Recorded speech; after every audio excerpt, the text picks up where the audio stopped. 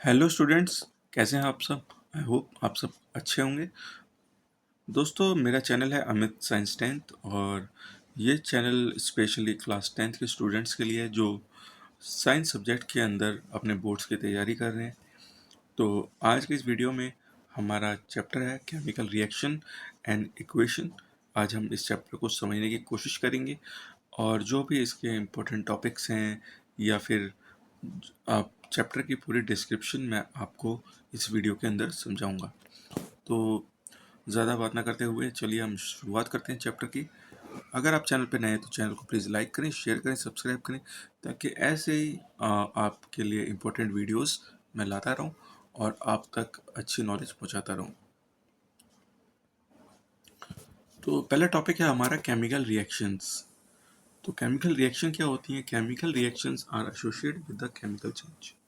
जब भी कोई केमिकल चेंज होता है तो हम केमिकल रिएक्शन बोलते हैं कि केमिकल रिएक्शन ओकर हो रही है। Whenever an chemical change occur, chemical reaction is said to take place। ठीक है, जब भी कोई केमिकल चेंज होता है तो हमें केमिकल रिएक्शन होने का पता लगता है। Chemical reactions are usually irreversible and a new product is form. जब भी कोई केमिकल रिएक्शन होती है तो वो हमेशा इरिवर्सिबल होती है, यानी कि अगर दो कंपाउंड्स के या दो एलिमेंट्स के रिएक्शन से अगर कोई हमें एक फाइनल चीज़ मिल रही है, फाइनल प्रोडक्ट हमें मिल रही है, तो जनरली हम उसे रिवर्स नहीं कर सकते। हम वापस उसे हमारे जो हमने प्रोडक्ट यूज़ किए थे रिएक्शन के अंदर फाइनल स्टेज में हम उस प्रोडक्ट्स को नहीं बना सकते। यानी कि जो एक बार केमिकल चेंज हो गए वो मिलके एक नया प्रोडक्ट बनाएंगे। Chemical reactions are usually irreversible. During a chemical reaction, old chemical bonds are broken, new chemical bonds are formed, which lead to a formation of new product. जब भी कोई केमिकल रिएक्शन होती है तो पुराने जो केमिकल बॉन्ड्स होते हैं वो टूटते हैं, नए केमिकल बॉन्ड्स आर फॉर्म, नए केमिकल बॉन्ड्स बनते हैं जिसकी वजह से एक नया प्रोडक्ट बनता है। हम सब जानते हैं कि जो भी एलिमेंट्स या कंपाउंड होते हैं ये सारे के सारे एटम्स से बने होते हैं। एटम्स के अंदर इलेक्ट्रॉन्स होते हैं, न्यूट्रॉन्स होते हैं, प्रोटॉन्स होते हैं। जब भी कोई केमिकल रिएक्शन होती है तो इलेक्ट्रॉन ट्रांसफॉर्मेशन होता है। ठीक है, आयंस बनते हैं, कैटायंस बनते हैं, एनायंस बनते हैं। तो इनके बीच में न्यू प्रोडक्ट्स बनते हैं। इनकी वजह से जब न्यू प्रोडक्ट बनते हैं तो एक नए केमिकल बॉन्ड्स भी साथ के साथ बनते हैं। तो हम कह सकते हैं जब भी कोई केमिकल रिएक्शन होती है तो पुराने बॉन्ड्स, जो केमिकल बॉन्ड्स होते हैं वो टूटते हैं और न्यू केमिकल बॉन्ड्स का फॉर्मेशन होता है जिसकी वजह से नए प्रोडक्टों का निर्माण होता है। ठीक है, अब फॉर एग्जांपल मान लेते हैं हम सुनार होता है। ठीक है, वो क्या करता है, वो अलग अलग मेटल्स को मिक्स करके एक नया मेटल बना देता है।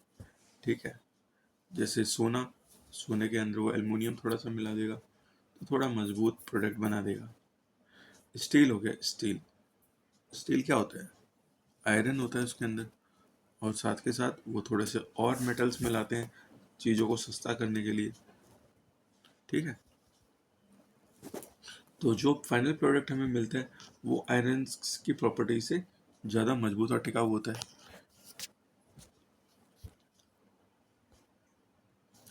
अब केमिकल रिएक्शंस के क्या साइन होते हैं ये हमें जानना जरूरी है। हमें कैसे पता चलेगा कि कोई केमिकल रिएक्शन हो रही है? तो केमिकल रिएक्शंस के 5 साइन होते हैं। There are the 5 main signs that indicates a chemical reaction is taken place. वो 5 साइन कौन कौन से हैं?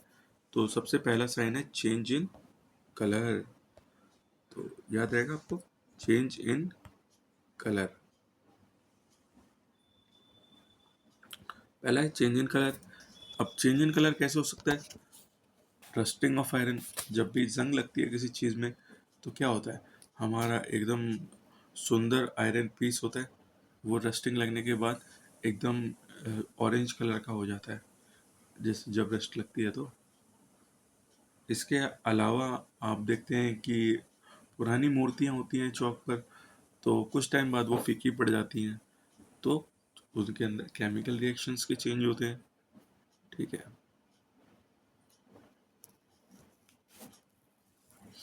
आपके घर में देख लीजिए, दूध का दही बन जाता है, ठीक है, तो उसके अंदर क्या हुआ, चेंज इन स्टेट, सेकंड वाला।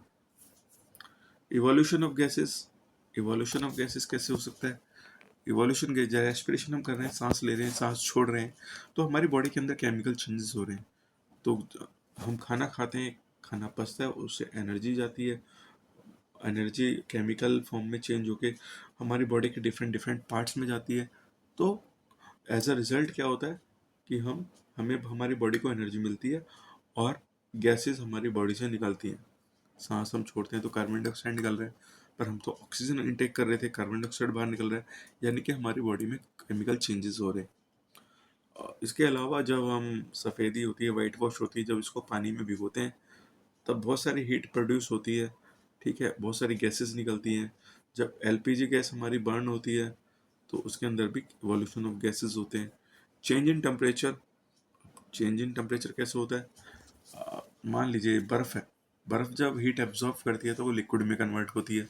जब लिक्विड हीट एब्जॉर्ब करता है वाटर, तब वो गैसेस में कन्वर्ट होता है, एवोपरेट होके गैसेस में कन्वर्ट हो जाता है। तो चेंज इन टेम्परेचर की वजह से ही है। कुछ केमिकल रिएक्शंस होती हैं, जब वो होती हैं तो काफ़ी ज़्यादा हीट प्रोड्यूस करती हैं। कुछ केमिकल रिएक्शंस होती हैं, जब वो रिएक्शन फाइनल हो जाती हैं तो वो काफ़ी कोल्ड टेम्परेचर प्रोड्यूस करती हैं, जैसे फ्रिज के अंदर एसी हो गया। तो ये 5 स्टेजेस हैं जिसके अंदर हम केमिकल चेंजेस को ऑब्जर्व कर सकते हैं। These are change in color, evolution of gases, change in temperature, change in state। इसके अलावा हम हीट एक्सचेंज इसकी भी बात कर सकते हैं।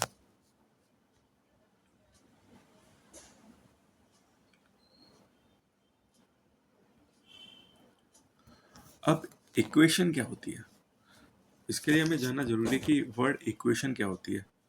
तो a word equation describes chemical change using the name of the reactant and product. तो इक्वेशन के अंदर क्या होती है कि हम इसके अंदर केमिकल चेंज को दिखाते हैं, रिप्रेजेंट करते हैं, और साथ के साथ हम रिएक्टेंट्स के और प्रोडक्ट के नेम्स को रिप्रेजेंट करते हैं, ठीक है। 3 चीज़ें होती हैं इसके अंदर, केमिकल चेंज होता है जिसको हम शो करते हैं, साथ के साथ हम इसमें शो करते हैं कि रिएक्टेंट्स कौन कौन से हमारे, और उन रिएक्टेंट्स से हमें क्या फाइनल प्रोडक्ट मिला है। अब नीचे एक रिएक्शन दे रखी है कि मीथेन जब होती है वो ऑक्सीजन के साथ कांटेक्ट में आती है, रिएक्ट करती है तो कार्बन डाइऑक्साइड और वाटर बनाती है, ठीक है। तो इसके अंदर मीथेन और ऑक्सीजन ये हमारे क्या हुए, रिएक्टेंट हो गए, और कार्बन डाइऑक्साइड और वाटर हमारे क्या हो गए, प्रोडक्ट हो गए। तो इसी को ही हम फार्मूले के रूप में रिप्रेजेंट कर देते हैं। हमने रिएक्टेंट्स लिए CH4 यानी मीथेन, O2 लिया हमने यानी ऑक्सीजन, और हमारा फाइनल प्रोडक्ट बना कार्बन डाइऑक्साइड एंड वाटर। इसी इक्वेशन को हम बैलेंस कर देंगे, ये टू टू हम आगे देखेंगे। जब हम केमिकल इक्वेशंस को बैलेंस करना सीखेंगे तब आपको पता चलेगा कि ये टू कहाँ से आए हैं। तो अभी के लिए आप ये समझ लीजिए, कोई भी इक्वेशन होती है इसके अंदर रिएक्टेंट्स होते हैं, प्रोडक्ट होते हैं, और रिएक्टेंट्स के मिलने से क्या प्रोडक्ट हमें मिल रहा है ये रिप्रेजेंट किया जाता है एरो के थ्रू। अब केमिकल इक्वेशन क्या होती है, पहले हमने पढ़ा था इक्वेशन क्या होती है, अब हम पढ़ेंगे केमिकल इक्वेशन क्या होती है। सिंपल सी बात है, जब हम रिएक्टेंट एंड प्रोडक्ट के करेक्ट फार्मूले को लिख देंगे और हमारा क्या प्रोडक्ट फाइनली बन रहा है, जब हम इसको करेक्ट फार्मूले करेक्ट स्टेट के साथ मेंशन करेंगे, और जो भी हमारी कंडीशंस यूटिलाइज हुई हैं हमारे रिएक्टेंट्स को प्रोडक्ट बनने में, उस कंडीशन को हम ज़रूरी है तो मेंशन करेंगे, अदरवाइज अगर कोई खास कंडीशन नहीं है तो मेंशन नहीं करेंगे। इसी सारी चीज़ों को हम करते हैं एक इक्वेशन के फॉर्म में, और इसी को हम केमिकल इक्वेशन बोलते हैं, ठीक है।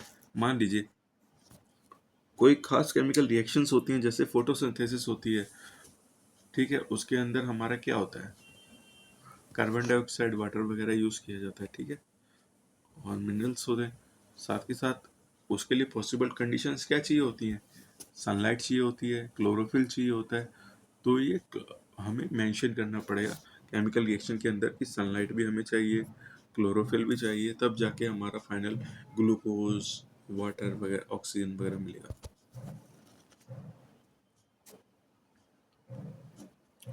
तो हम कह सकते हैं it is the representation of the chemical change bye help of symbols, elements and formula.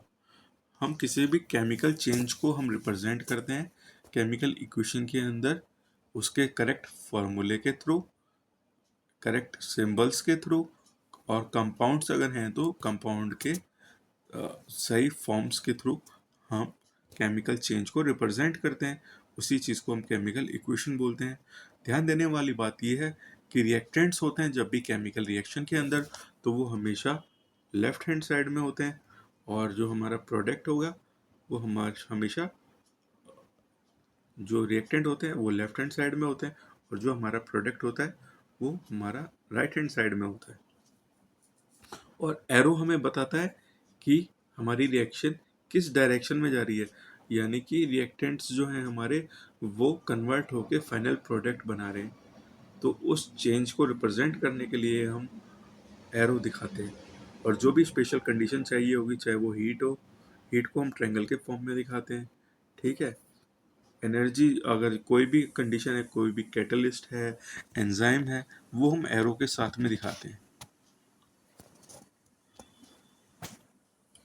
तो आपको आई होप समझ में आया होगा केमिकल इक्वेशन क्या होती है। अब हम जानते हैं कैरेक्टरिस्टिक्स ऑफ केमिकल इक्वेशन। क्या क्या पॉसिबल कैरेक्टरिस्टिक्स हो सकते हैं केमिकल इक्वेशन के, वो हम जानेंगे। तो सबसे पहला कैरेक्टरिस्टिक है नंबर 1, ये है the equation must be represent the known facts and feasible chemical change. जो भी हम इक्वेशन हम लिख रहे हैं उसके बारे में हमें फैक्ट्स पता होने चाहिए, और जो भी नेसेसरी कंडीशंस हैं वो हमें पता होनी चाहिए कि उसके अंदर चाहिए नहीं चाहिए, अप्लाई करनी है नहीं करनी, और हीट जनरेट हो रही है या फिर हीट एब्जॉर्ब हो रही है, हमें कौन सा कैटलिस्ट यूज़ करना है, कौन सा एंजाइम यूज़ करना है, जो भी सनलाइट चाहिए नहीं चाहिए। तो सारी चीज़ें हमें हमें क्लियरली रिप्रेजेंट करनी पड़ेंगी। Equation must contain the correct formula of the reactants and product. Second हमारा जो साइन है वो है कि इक्वेशन के अंदर करेक्ट फार्मूला यूज होना चाहिए रिएक्टेंट्स का और प्रोडक्ट का। अगर करेक्ट हम फार्मूला यूज नहीं करेंगे तो किसी को क्या करेक्ट नॉलेज हम दे पाएंगे कि हमने क्या केमिकल यूज किया है, किस कंडीशन में यूज किया है, क्या हमारा फाइनल प्रोडक्ट बना है। ये सारा तभी किसी सामने वाले बंदे को पता चलेगा जब हम करेक्ट फार्मूला लिखेंगे। मान लीजिए अगर हम कार्बन यूज़ कर रहे हैं और CO2 हमें मिल रहा है, हमें मान लीजिए हमें प्रोडक्ट साइड में, तो प्रोडक्ट साइड में जब हम CO2 नहीं लिखेंगे तब तक किसी सामने वाले बंदे को या किसी थर्ड बंदे को जो हमारे बाद फॉर्मूले को चेक कर रहा है उसको पता नहीं लगेगा कि फाइनल प्रोडक्ट क्या मिला, यानी कि इनकम्प्लीट इंफॉर्मेशन आगे जाएगी। और मान लीजिए बड़ी बड़ी इंडस्ट्री होती है, वहाँ पर इनकम्प्लीट इंफॉर्मेशन आगे चली गई तो कितना बड़ा ब्लंडर हो सकता है आप खुद सोच सकते हैं। तो फार्मूले को हम जब भी केमिकल इक्वेशन होती है तो प्रोडक्ट रिएक्टेंट से फाइनल प्रोडक्ट जो भी होता है उनको करेक्ट फार्मूले के साथ हमें लिखना जरूरी होता है। तो तीसरी मस्ट कंडीशन है वो है important conditions of temperature, pressure, catalyst during the reaction must be written on the top of chemical equation। तो वही बात है जो पहले वाले पॉइंट की थी, थोड़ा उसे ही एलिब्रेट कर दिया है कि अगर कोई रिएक्शन खास टेम्परेचर पर हो रही है तो वो हमें करेक्ट टेम्परेचर मेंशन करना ज़रूरी है, क्या हमने प्रेशर यूज़ किया, और कौन कौन से कैटलिस्ट जो रिएक्शन को फास्ट या स्लो कर सकते हैं वो हमने किस फॉर्म में यूज़ किए, वो सब रिप्रेजेंट करना हमें ज़रूरी है। और चौथी कंडीशन है हमारी अ chemical reaction will follow the law of mass of conservation. ठीक है। तो कंजर्वेशन ऑफ मास का लॉ केमिकल इक्वेशन को फॉलो करना जरूरी है। अब लॉ ऑफ कंजर्वेशन ऑफ मास है क्या, कुछ याद है, 9th क्लास में पढ़ा होगा आपने। तो लॉ ऑफ कंजर्वेशन ऑफ मास है कि जो भी हमारा मास होता है किसी प्रोडक्ट का, वो मास कभी भी डिस्ट्रॉय नहीं किया जा सकता, क्रिएट नहीं किया जा सकता, पर उसे एक फॉर्म से दूसरे फॉर्म में कन्वर्ट किया जा सकता है। हम मान लीजिए पूरा एम्प्टी स्पेस है, ठीक है, उसमें एक गिलास पानी रख दिया, ठीक है, बर्फ रखा, ठीक है, मान लीजिए बर्फ रखते हैं, बर्फ हीट एब्जॉर्ब करेगा तो पानी में कन्वर्ट हो जाएगा, पानी हीट एब्जॉर्ब करेगा तो गैसेस में कन्वर्ट हो जाएगा। पर अगर हम गैसेस को दोबारा कलेक्ट करें, उसे फ्रीज करें, तो वो दोबारा बर्फ के अंदर कन्वर्ट हो जाएगा। तो mass of conservation, law of conservation ये कहता है कि ना तो हम पानी को हमने क्रिएट किया, ना हमने डिस्ट्रॉय किया, पर उसके एक फॉर्म को दूसरे फॉर्म में कन्वर्ट कर दिया। मतलब जितनी वॉल्यूम, जितना मास वाटर का इनिशियल स्टेज पर था, उतना ही हमें फाइनल स्टेज पर गैस में कन्वर्ट होने के बाद भी उतना ही वाटर मिलेगा, बस उसकी फॉर्म चेंज हो जाएगी। तो लॉ ऑफ कंजर्वेशन ऑफ मास यही कहता है कि mass of an product is can't be created or destroyed, but it can be changed from one form to another form। यानी संसार में कोई भी चीज़ नष्ट नहीं की जा सकती एनर्जी, या कोई भी एनर्जी नष्ट नहीं की जा सकती, ना तो उसे बनाया जा सकता है, बस उसे एक फॉर्म से दूसरे फॉर्म में कन्वर्ट किया जा सकता है। तो लॉ ऑफ कंजर्वेशन ऑफ मास में मास के बारे में हम बात करेंगे कि मास किसी भी वस्तु प्रोडक्ट्स का या फिर रिएक्टेंट्स का मास। केमिस्ट्री की बात करें तो रिएक्टेंट्स का मास ना तो क्रिएट किया जा सकता है, ना डिस्ट्रॉय किया जा सकता है, बस उसे एक फॉर्म से दूसरे फॉर्म में कन्वर्ट किया जा सकता है। रिएक्टेंट्स रिएक्ट होकर जितना मास बनाते हैं अपना, उतना ही मास हमें फाइनल प्रोडक्ट साइड में भी मिलेगा।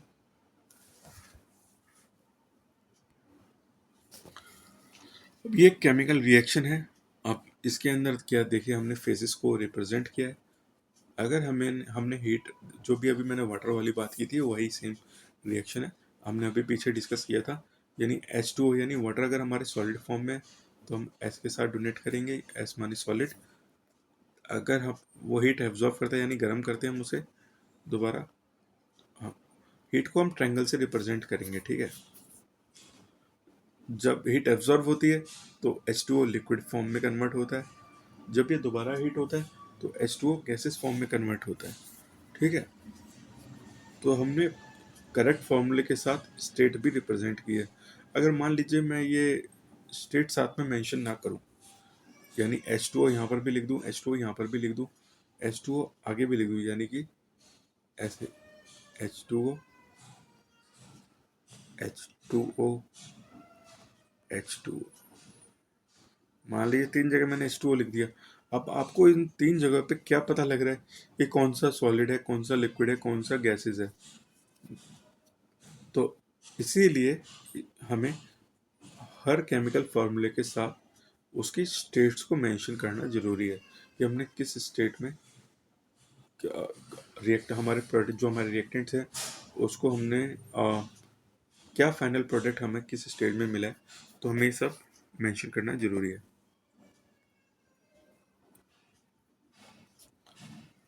तो हमारी कौन कौन सी फेजेस होती हैं, ठीक है, सॉलिड होता है, लिक्विड होता है, एक्वस सॉल्यूशन होता है, और एक गैसेस फॉर्म होती है।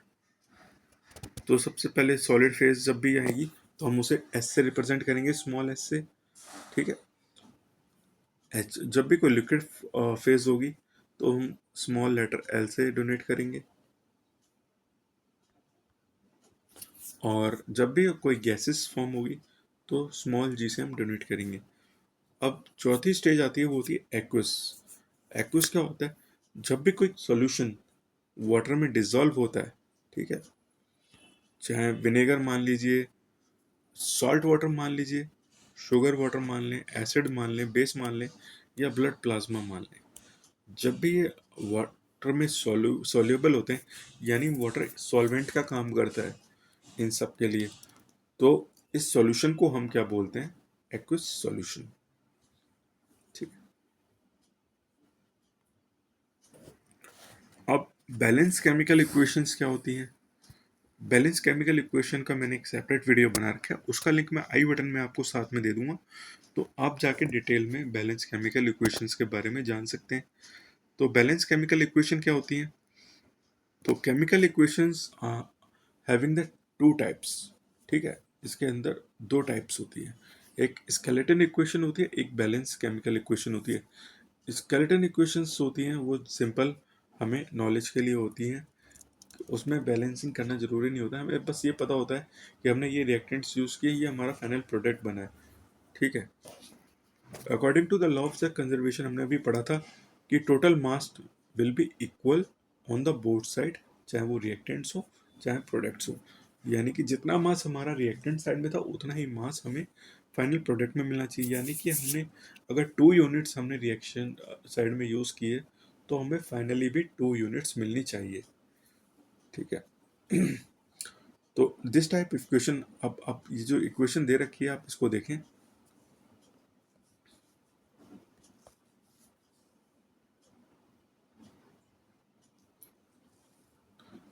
अब इसके अंदर क्या है कि मैग्नीशियम ऑक्सीजन के साथ रिएक्ट करके 2 MgO बना रहा है। ठीक है, अब 2 MgO बना रहा है तो हमने 2 MgO क्यों लिखा? ठीक है, अगर हम काउंट करें तो इस रिएक्शन से पहले ऐसी थी reaction, Mg plus O2 equal to MgO। ठीक है, तो Mg कितना है? अगर हम रिएक्टेंट साइड में देखें तो 1 है, प्रोडक्ट साइड में भी 1 है। O ऑक्सीजन रिएक्टेंट साइड में 2 है पर प्रोडक्ट साइड में 1 है, यानी कि ऑक्सीजन बैलेंस नहीं है।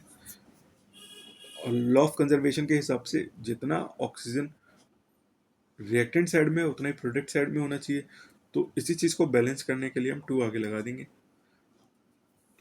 अगर हमने 2 प्रोडक्ट साइड में लगाया तो यहाँ पर मैग्नीशियम हो गया 2।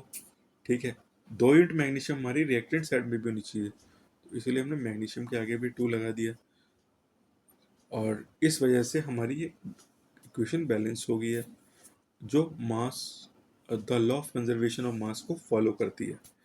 तो आपको भी बैलेंस करनी पड़ेगी इक्वेशन अगर आपके एग्जाम्स में बैलेंस करने को आती है। इसको रब कर देते हैं। तो here both sides of the 2 atoms of the magnesium and 2 atoms of the oxygen, hence equation is balanced। जब हमने इसको बैलेंस कर लिया तो क्या हुआ कि रिएक्टेंट साइड में भी इक्वल एटम्स हो गए, प्रोडक्ट साइड में भी इक्वल एटम्स हो गए, जिसकी वजह से law of conservation of mass follow हो गया। और law of conservation of mass को फॉलो करने के लिए ही हम किसी केमिकल इक्वेशन को बैलेंस करते हैं। एक अनबैलेंस केमिकल इक्वेशन और बैलेंस केमिकल इक्वेशंस के अंदर क्या फ़र्क होता है, इसको हम सिंपली ग्राफिकल फॉर्म में समझेंगे। तो आपके सामने दो ये केमिकल इक्वेशन है, H2Cl2 मिलकर HCl बना रही है। आपके लेफ्ट हैंड साइड में ये एक अनबैलेंस्ड केमिकल इक्वेशन है और राइट साइड में एक बैलेंस केमिकल इक्वेशन है। जो बैलेंस केमिकल इक्वेशन होती है, एक बैलेंस केमिकल इक्वेशन होती है वो law of conservation of mass को फॉलो करती है। अब आप बताइए इनमें से कौन सी केमिकल इक्वेशन लेफ्ट वाली या राइट वाली law of conservation of mass को फॉलो करती है? ऑब्वियसली ये वाली जो केमिकल इक्वेशन है ये law of conservation of mass को फॉलो करती है। क्यों? क्योंकि इसके एटम्स हैं प्रोडक्ट साइड में और रिएक्टेंट साइड में इक्वल है। तो इसको चेक करने के लिए हम क्या करेंगे, सबसे पहले एक टेबल बनाएंगे। टेबल में शुरुआत के तौर पर हम जो भी हमने एलिमेंट्स या कंपाउंड यूज़ किए हैं इस केमिकल रिएक्शन में उनके नाम लिखेंगे और काउंट करेंगे रिएक्टेंट साइड में कितने प्रोडक्ट हैं हर एटम के, हर एलिमेंट के, और प्रोडक्ट साइड में हर एलिमेंट या कंपाउंड के कितने यूनिट्स हैं। इससे हमें पता लग जाएगा कोई भी केमिकल इक्वेशन बैलेंस है या नहीं बैलेंस है। ठीक है, अगर हम बैलेंस नहीं है तो हम उसे बैलेंस करने की कोशिश करेंगे हिट एंड ट्रायल मेथड के थ्रू।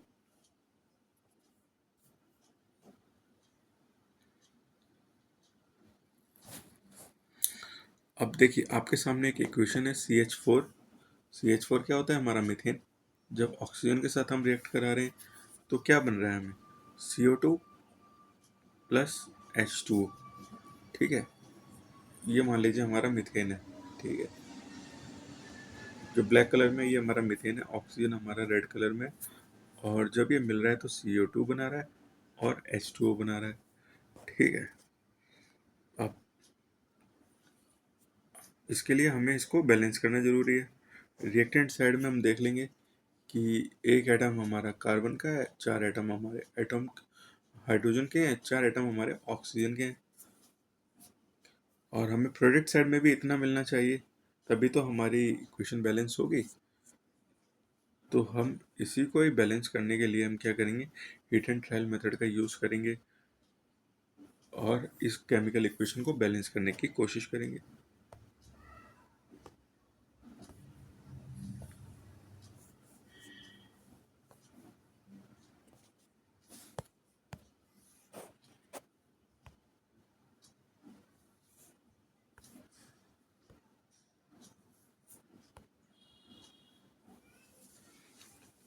तो आप बैलेंस केमिकल इक्वेशन के वीडियो को जाके चेक करें और अच्छी तरह से समझें कि कोई भी केमिकल इक्वेशन बैलेंस कैसे की जाती है।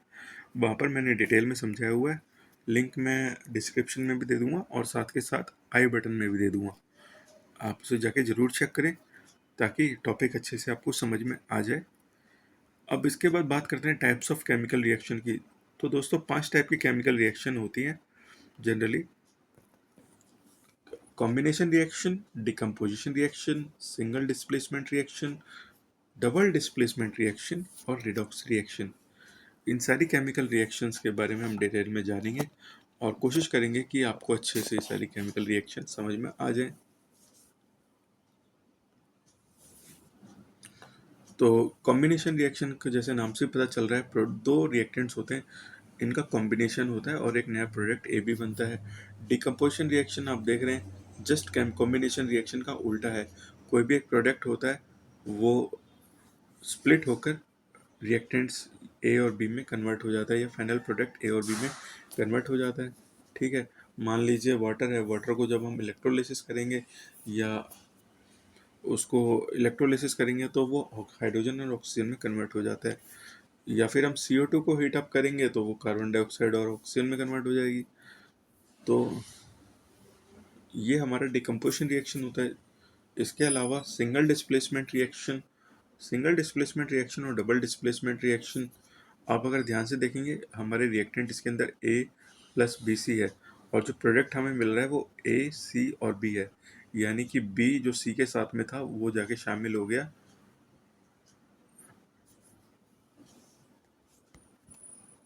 जो हमारा A था, जो अलग था, उसने B और C की जोड़ी तोड़ दी और वो AC में कन्वर्ट हो गया और B को अलग कर दिया, ठीक है।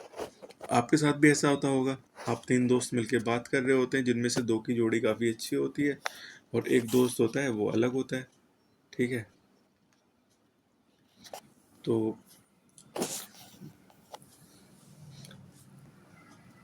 जब दोनों की जोड़ी टूट जाती है, लड़ाई हो जाती है दो पक्के दोस्तों की, तो जो आपका दोस्त होता है पक्का वाला, वो किसी और के साथ शामिल हो जाता है ना। तो ऐसा ही कुछ इसके साथ भी है। तो सिंगल डिस्प्लेसमेंट यूनिट क्या है कि बीच जो ए होता है वो BC की दोस्ती को तोड़ देता है, जिसकी वजह से AC हमारा न्यू प्रोडक्ट बनता है और साथ में B बनता है। यानी कि डिस्प्लेसमेंट होता है एक सिंगल एलिमेंट का। डबल डिस्प्लेसमेंट रिएक्शन में क्या होता है कि दो जो एलिमेंट्स या कंपाउंड होते हैं उनका डिस्प्लेसमेंट होता है, ये हम आगे पढ़ेंगे। इसके अलावा रेडॉक्स रिएक्शन में दो टाइप की रिएक्शन होती है, एक ऑक्सीडेशन रिएक्शन और रिडक्शन रिएक्शन। इनके बारे में हम डिटेल से आगे पढ़ेंगे।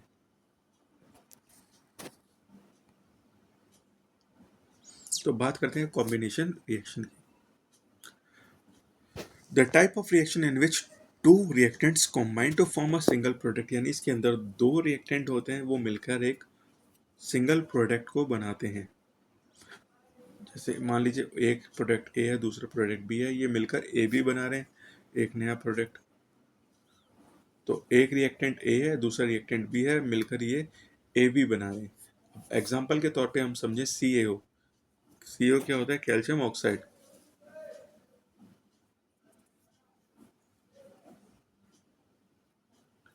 ये मिलके क्या बना रहे हैं, H2O, सॉरी CaO, और H2O मिलके क्या बना रहे हैं, CaOH ट्वाइस। ये वही केमिकल रिएक्शन है जो हमारी व्हाइट वॉश में यूज होती है। ये मिलके क्या क्या बना रहे हैं, कैल्शियम कार्बोनेट। ठीक है, तो दूसरी रिएक्शन है हमारी, जब कार्बन ऑक्सीजन के साथ मिलता है तो CO2 बनाता है। एक गौर करने वाली बात यह है कि कॉम्बिनेशन रिएक्शन होती है जनरली एक्सोथर्मिक रिएक्शन होती है, यानी ये काफी ज्यादा हीट प्रोड्यूस करती हैं। ठीक है, रिएक्टेंट्स में भी टू और मोर, जो रिएक्टेंट इसके अंदर जो यूज हो रहे हैं वो दो या दो से ज्यादा एलिमेंट्स हो सकते हैं या कंपाउंड्स हो सकते हैं, या फिर दोनों हो सकते हैं। एलिमेंट कंपाउंड के साथ रिएक्ट कर सकता है, या एलिमेंट एलिमेंट के साथ रिएक्ट कर सकता है, या कंपाउंड कंपाउंड के साथ रिएक्ट कर सकता है। और इवोल्यूशन ऑफ हीट हो सकती है इसके अंदर, और हीट इन्वॉल्व भी हो सकती है, यानी कि जब भी रिएक्शन ऐसी होगी या तो हीट उसके अंदर एडअप होगी या फिर हीट इवॉल्व होगी, यानी साथ के साथ हीट जनरेट हो सकती है, या दोनों चीज़ें एक साथ हो सकती हैं। अब कॉम्बिनेशन रिएक्शन का ये सामने आपको एग्जाम्पल है, काफ़ी अच्छा एग्जाम्पल है। आप देखिए इसके अंदर क्या है कि NaCl के साथ मिलके NaCl बना रहा है। ठीक है, यानी ये कि एक हमारा रिएक्टेंट Na हो गया, दूसरा हमारा रिएक्टेंट कार्बन हो गया, सॉरी क्लोरीन हो गया। अब ये मिलकर NaCl बना रहे हैं। तो इसके अंदर एक एलिमेंट हो सकता है, एक कंपाउंड हो सकता है, या फिर कंपाउंड कंपाउंड कंपाउंड हो सकता है, एलिमेंट कंपाउंड हो सकता है। यानी कि या तो रिएक्टेंट्स हमारे दोनों के दोनों एलिमेंट्स हो सकते हैं, या दोनों के दोनों कंपाउंड हो सकते हैं, या दो से ज़्यादा एलिमेंट हो सकते हैं, दो से ज़्यादा कंपाउंड हो सकते हैं, या दोनों का मिक्स हो सकता है। अब कुछ एग्जांपल्स हैं ये कॉम्बिनेशन रिएक्शन के, जो आपकी NCERT से लिए गए, जो एग्जाम वाइज भी काफ़ी इंपॉर्टेंट है, इसको आप नोट कर लें या समझ लें। तो पहला एग्जांपल है मैग्नीशियम का ऑक्सीजन के साथ जब रिएक्शन होता है तो MgO बनाता है, यानी मैग्नीशियम ऑक्साइड बनता है। इस दूसरा एग्जांपल है हमारा, जब हाइड्रोजन गैसेस फॉर्म में जब ऑक्सीजन गैस के साथ रिएक्ट करता है तो H2O बनाता है, जो गैसेस फॉर्म में हमें मिलती है। तीसरा एग्जांपल हो गया हमारा, कार्बन जब ऑक्सीजन के साथ मिलता है तो CO2 गैस बनाता है। तो कार्बन हमने इसमें सॉलिड फॉर्म में लिया है, और ऑक्सीजन हमारी गैसेस फॉर्म में है, और क्या बन रहा है हमें, CO2 बन रहा है। इसके अलावा चौथी रिएक्शन है वो हमारी है, हाइड्रोजन जब क्लोरीन के साथ रिएक्ट करता है तो HCl बनाता है, वो भी गैसेस फॉर्म में। पांचवा एग्जांपल है हमारा NaCl वाला, जो हमने अभी पीछे डिस्कस किया था एनिमेशन के अंदर। Na जब Cl2 के साथ मिलता है तो NaCl बनाता है। इसमें Na हमारा सोडियम जो है वो सॉलिड फॉर्म में है, और NaCl है ये भी हमें सॉलिड फॉर्म में मिला है। छठा एग्जांपल है हमारा Fe यानी आयरन, जब सॉलिड आयरन सॉलिड सल्फर के साथ मिलता है तो आयरन सल्फाइड बनाता है, FeS। और एग्जांपल हम लेते हैं, जब कैल्शियम ऑक्साइड वाटर के साथ मिलता है तो हमें क्या मिलता है, तो हमें COH ट्वाइस मिलता है। यानी कैल्शियम ऑक्साइड जब वाटर के साथ मिलता है तो कैल्शियम हाइड्रोक्साइड बनाता है, साथ में हीट जनरेट होती है। ठीक है, जो ये वाइट वॉश में जो रिएक्शन यूज होती है वो यही वाली होती है, CO, यानी हम इसे लाइम सोडा क्विक लाइम भी बोलते हैं। और जो हमें फाइनली मिलता है प्रोडक्ट वो होता है स्लेक लाइम। ये हमारी NCERT का बहुत इंपॉर्टेंट एग्जाम्पल है, इसे आप ध्यान से समझेंगे। जो स्लेक लाइम होता है इसी को हम वाइट वॉश बोलते हैं, पर जब हम इसे दो दीवारों पर अप्लाई करते हैं तो क्या होता है, ये स्लेक लाइम जो हमारा जो होता है CaOH ट्वाइस, यानी कि कैल्शियम हाइड्रोक्साइड होता है, जब भी ये इन्वायरमेंट की CO2 के कांटेक्ट में आता है तो CaCO3 बनाता है। ठीक है, यानी कैल्शियम कार्बोनेट बनाता है और वाटर बनाता है। और ये कैल्शियम कार्बोनेट ही वो सब्सटेंस होता है जो हमारी दीवारों को शाइनिंग प्रोवाइड करता है। तो क्या हुआ, सबसे पहले CO और H2O मिलके CaOH ट्वाइस बनाते हैं, कैल्शियम ऑक्साइड और वाटर मिलके कैल्शियम हाइड्रोक्साइड बनाते हैं। अब ये कैल्शियम हाइड्रोक्साइड यानी CaOH ट्वाइस है, जब ये कार्बन के साथ मिलता है तो हमें CaCO3 बनाता है, यानी कि क्या मिलता है हमें, कैल्शियम कार्बोनेट। और ये कैल्शियम कार्बोनेट ही हमारा वो सब्सटेंस होता है जो हमारी वॉलों को शाइनिंग प्रोवाइड करता है। कॉम्बिनेशन रिएक्शन के और एग्जांपल हैं जैसे अमोनिया। अमोनिया का फॉर्मूला होता है NH3। अमोनिया जब गैसेस फॉर्म में होता है, जब HCl गैस के साथ मिलता है तो हमें क्या बनाता है, NH4 यानी NH4Cl यानी अमोनियम क्लोराइड। और अमोनियम क्लोराइड हमें सॉलिड फॉर्म में मिलता है। हमारा अगला एग्जांपल है कार्बन मोनोऑक्साइड यानी CO। जब ये ऑक्सीजन के साथ मिलता है तो हमें CO2 कार्बन बनाता है। तो कार्बन मोनोऑक्साइड जब ऑक्सीजन के साथ मिलता है तो CO2 प्रोवाइड करता है, यानी कि कार्बन डाइऑक्साइड हमें मिलती है। 10वें नंबर का एग्जांपल है हमारा सल्फर डाइऑक्साइड यानी SO2। जब ऑक्सीजन के साथ मिलता है तो हमें सल्फर डाइऑक्साइड मिलता है, यानी जब SO2 प्लस O2 रिएक्ट करते हैं आपस में तो हमें SO3 मिलता है।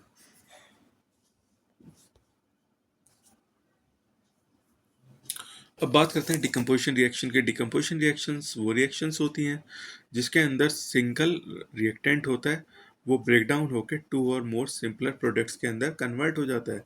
यानी कि हमारा एक रिएक्टेंट है, मान लीजिए AB, ठीक है, वो डिकम्पोज होकर A और B में कन्वर्ट हो जाता है।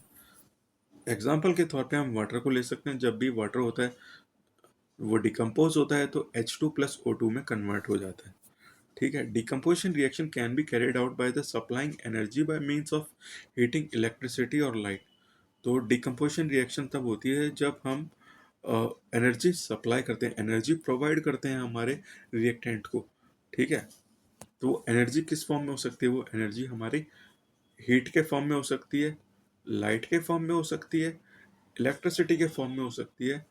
इसको हम इसी अगर हीट प्रोवाइड कर रहे हैं तो थर्मल डिकम्पोजिशन बोलेंगे, अगर हम इलेक्ट्रिसिटी प्रोवाइड कर रहे हैं तो इलेक्ट्रोलाइटिक डिकम्पोजिशन बोलेंगे, अगर हम लाइट प्रोवाइड कर रहे हैं तो फोटो डिकम्पोजिशन रिएक्शन बोलेंगे।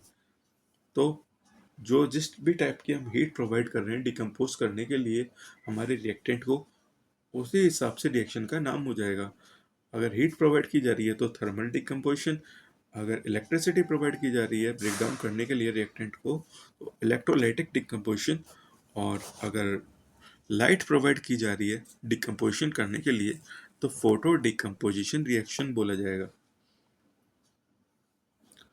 अब एक सिंपल ग्राफिकल फॉर्म में आप देखिए कैसे डिकम्पोजिशन रिएक्शन टेक प्लेस की जाती है। तो डिकम्पोजिशन रिएक्शन देख लीजिए, वाटर है, वाटर मॉलिक्यूल है। इस वाटर मॉलिक्यूल को जब हमने ब्रेक डाउन किया, हीट प्रोवाइड की, या फिर हमने इसको एनर्जी प्रोवाइड की इन फॉर्म ऑफ इलेक्ट्रिसिटी, तो ये डिकम्पोज हो गया H2 और O2 के फॉर्म में। तो हमारा कंपाउंड पहले AB था, AB हमारा कंपाउंड था, और जब हमने इसे डिकम्पोज किया तो A और B में हमें ये दो फाइनल प्रोडक्ट मिले, H2 और O2। डिकम्पोजिशन रिएक्शंस के एग्जांपल, हाइड्रोजन पेरोक्साइड यानी H2O2, इसको हाइड्रोजन पेरोक्साइड बोलते हैं। इसे ब्रेक डाउन करेंगे हम तो H2O और O2 हमें मिलेगा। इलेक्ट्रोलिसिस ऑफ वाटर, इसका हम डिटेल एग्जांपल आगे हम अभी पढ़ने वाले। इलेक्ट्रोलिसिस ऑफ वाटर यानी वाटर में जब हम इलेक्ट्रिसिटी प्रोवाइड करेंगे तो H2 और O2 में कन्वर्ट हो जाएगा वाटर। इसको आप ट्राई मत करना, ये लेबोरेटरी में पूरे प्रिकॉशन के साथ करा जाता है, और जो ऑब्जर्वर होते हैं लेबोरेटरी में उनकी मौजूदगी में ये काम किया जाता है। आप अकेले में करने की कोशिश ना करें, और कोशिश आप टीचर, आप अपने टीचर से बोलें, आपके टीचर्स जो लेबोरेटरी में होते हैं साइंस लेबोरेटरी में, वही सब करके दिखाएंगे आपको। नाइट्रोजन ट्रायोडाइड यानी Ni3, जब इसको हम ब्रेक डाउन करते हैं तो ये N2 और I2 में कन्वर्ट हो जाता है, यानी नाइट्रोजन और आयोडीन, इसमें ये ब्रेक डाउन हो जाता है। जनरल फॉर्म हम याद रखेंगे कंपोजिशन रिएक्शन की, डिकम्पोजिशन रिएक्शन की। जो हमारा कंपाउंड होता है AB, वो ब्रेक डाउन होके सिंपलर प्रोडक्ट्स या रिएक्टेंट्स के अंदर या सिंपलर सब्सटेंसेस के अंदर ब्रेक डाउन हो जाता है। ठीक है। अब ये डिकम्पोजिशन रिएक्शन यानी इलेक्ट्रोलिसिस ऑफ वाटर बहुत बार एग्जाम्स में ही आता है, तो आप भी इसको ध्यान से समझेंगे और कोशिश करेंगे कि आप भी गलती ना करें। कोई एग्जाम्स के अंदर बहुत सारे बच्चे इसमें कंफ्यूज रहते हैं। तो इसके अंदर हम क्या करेंगे, सबसे पहले हमारे पास एक बीकर होता है, बीकर के अंदर हम वाटर डालते हैं और इसके अंदर क्या करते हैं, हम दो ग्रेफाइट्स की रॉड को हम लगाते हैं और बीकर में ऐड करते हैं, और जो वाटर होता है इसके अंदर फ्यू ड्रॉप्स डाल देंगे हम सल्फ्यूरिक एसिड के, ताकि हमारी वाटर जो मोर रिएक्टेंट बने, हमारा वाटर मोर रिएक्टेंट हो। इसलिए जो ग्रेफाइट रॉड्स जो हमने डाली थी, इसको हम उल्टे टेस्ट ट्यूब्स के अंदर कवर कर लेंगे अच्छे से, और इन ग्रेफाइट रॉड्स को कनेक्ट कर देंगे हम बैटरी के साथ। ठीक है। कार्बन रॉड कह दो या ग्रेफाइट रॉड कह दो, बात एक ही होती है। ग्रेफाइट भी कार्बन का ही फॉर्म होता है, हमने 9th क्लास में पढ़ा था। तो बैटरी को एक स्विच से कन्वर्ट लगाएंगे हम। स्विच का काम क्या होता है, इलेक्ट्रिसिटी को कनेक्ट करना, डिस्कनेक्ट करना। तो जो हमारा जो कैथोड साइड है वो नेगेटिव साइड है, वो एक टेस्ट ट्यूब के अंदर कनेक्ट होगा, और दूसरी टेस्ट ट्यूब की ग्रेफाइट रॉड के साथ हमारा एनोड कनेक्ट होगा। जब हम स्विच ऑन करेंगे तो क्या होगा, ठीक है, जब हम स्विच ऑन करेंगे तो कुछ टाइम बाद क्या होगा कि जो हमारी रॉड कैथोड साइड में यानी कि नेगेटिव साइड में जो कनेक्ट है, उस रॉड के अंदर हाइड्रोजन कलेक्ट होनी शुरू हो जाएगी। हालांकि हमें अभी पता नहीं लगेगा। और जो हमारी पॉजिटिव साइड से कनेक्ट है बैटरी के जो रॉड टेस्ट ट्यूब की, उसके अंदर ऑक्सीजन कलेक्ट होगा। ठीक है।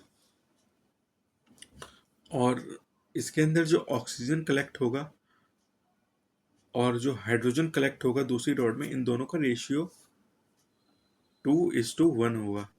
ठीक है। ऐसा क्यों होगा, मैं बताता हूँ। पहले हम रिएक्शन देख लेते हैं। जब H2O से जब इलेक्ट्रिसिटी पास होगी तो H2O ब्रेक डाउन होकर क्या बनाते हैं, H2 प्लस O2। तो एक रॉड में हमें, एक टेस्ट ट्यूब में हमें हाइड्रोजन मिला, दूसरे टेस्ट ट्यूब के अंदर हमें ऑक्सीजन मिला, पर दोनों का रेशियो क्या है, हाइड्रोजन हमें डबल मिल रहा है और ऑक्सीजन हमें हाफ मिल रहा है। इसका अंतर इसलिए है कि H2O का फॉर्मूला होता है, इसके अंदर हाइड्रोजन कितना होता है, 2 पार्ट होता है, ऑक्सीजन कितना होता है, 1 पार्ट होता है। अगर हाइड्रोजन ही हमारे पास डबल है तो हमें डबल ही हाइड्रोजन गैस मिलेगी। ठीक है। तो इस वजह से जब वाटर का इलेक्ट्रोलिसिस होता है तो 2 पार्ट हमें हाइड्रोजन के मिलते हैं, 1 पार्ट हमें ऑक्सीजन का मिलता है। अगर हम हाइड्रोजन की गैस को अच्छे से कलेक्ट कर लें और एक मोमबत्ती के सामने उसको लाएं, तो हाइड्रोजन की गैस है वो जल्दी से, जो हाइड्रो जिस टेस्ट ट्यूब में हाइड्रोजन है वो एकदम पॉपअप के साउंड के साथ जल जाएगी। ठीक है। और जिसमें ऑक्सीजन होगा, अगर उस टेस्ट ट्यूब को हम मोमबत्ती के पास ले जाएंगे तो काफ़ी ब्राइट लाइट के साथ वो जलेगी। ठीक है। तो इससे हमें पता लग जाएगा जिसमें भी पॉपअप का साउंड आ रहा है उसमें हाइड्रोजन कलेक्ट है, और जो काफ़ी ब्राइटली जल रही है वो ऑक्सीजन है, क्योंकि फायर को जलने के लिए ऑक्सीजन की ज़रूरत होती है। ठीक है। तो ये इलेक्ट्रोलिसिस ऑफ वाटर की प्रोसेस है। आप इसे दोबारा पढ़ें, दोबारा समझें, एक बार वीडियो ये दोबारा देखें, इस पार्ट को आपको अच्छे से समझ में आएगा। क्विक रिव्यू में आपको दे देता हूँ। इसके अंदर क्या है कि एक बीकर है, इसके अंदर वाटर है, वाटर के अंदर हमने कुछ ड्रॉप्स हमने सल्फ्यूरिक एसिड के डाल दिए हैं, और ग्रेफाइट रॉड्स को हमने 2 टेस्ट ट्यूब के साथ हमने कवर कर दिया। दोनों ग्रेफाइट रॉड को हम ब्लैक बैटरी से कनेक्ट करेंगे, एक को कैथोड से कनेक्ट करेंगे, एक को एनोड से कनेक्ट करेंगे। और जब हम इलेक्ट्रिसिटी को ऑन करेंगे, वाटर बैटरी के ऑन करेंगे बैटरी वोल्टेज को, तो एक रॉड के अंदर ऑक्सीजन कलेक्ट होगी, दूसरे रॉड के अंदर, दूसरे टेस्ट ट्यूब के अंदर हमें हाइड्रोजन कलेक्ट होगी। और दोनों का रेशियो 2:1 होगा। और ऐसा किस लिए होगा? क्योंकि H2O में हाइड्रोजन ट्वाइस होता है, ऑक्सीजन हमारी हाफ होती है। ठीक है। अब एग्जांपल है ये डिकम्पोजिशन रिएक्शन की। मान लीजिए NaCl है, ये ब्रेक डाउन होके हमें Na+Cl हमें प्रोडक्ट देते हैं। ऐसे ही Al2O3 जब हमारा इलेक्ट्रिसिटी के थ्रू डिकम्पोज होता है तो Al+O3 हमें मिलता है। AgCl सिल्वर क्लोराइड, जब हम इसको लाइट से हम डिकम्पोज करते हैं तो हमें क्या मिलता है? सिल्वर और क्लोरीन। ठीक है। अब एक इम्पॉर्टेंट रिएक्शन है AgBr। AgBr होती है सिल्वर ब्रोमाइड, और जब हम इसको लाइट के साथ डिकम्पोज कराते हैं तो ये सिल्वर और ब्रोमीन में कन्वर्ट हो जाती है। ये वही रिएक्शन होती है जो पहले के टाइम में ब्लैक एंड वाइट फोटोग्राफ्स बनाने के लिए यूज़ की जाती थी।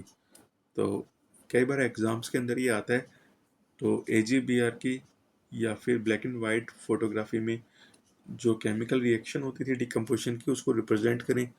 तो आप ये वाली रिएक्शन को अच्छे से प्रैक्टिस कर लें और बिना किसी कोशिश करें, बिना किसी गलती के आप सही से याद करें। तो सिल्वर ब्रोमाइड जब लाइट के प्रेजेंट में डिकम्पोज होता है तो ये सिल्वर और ब्रोमाइन में कन्वर्ट हो जाता है। और लास्ट हमारी रिएक्शन है CaCO3। जब हीट के साथ डिकम्पोज होता है तो CaO और CO2 हमें देता है।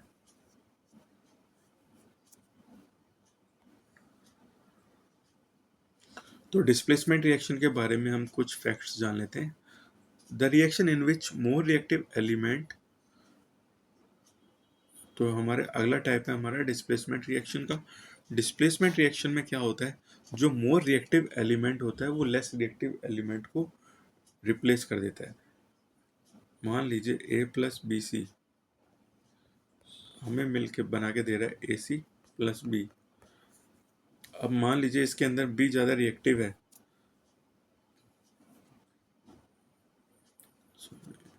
इसको सही से लिख देते हैं, एक मिनट। अब मान लीजिए A ज़्यादा रिएक्टिव है, B कम रिएक्टिव है, तो A डिस्प्लेस कर देगा B को, यानी कि जो फाइनल प्रोडक्ट बनेगा वो AC बनेगा और B को ये डिस्प्लेस करके बाहर कर देगा।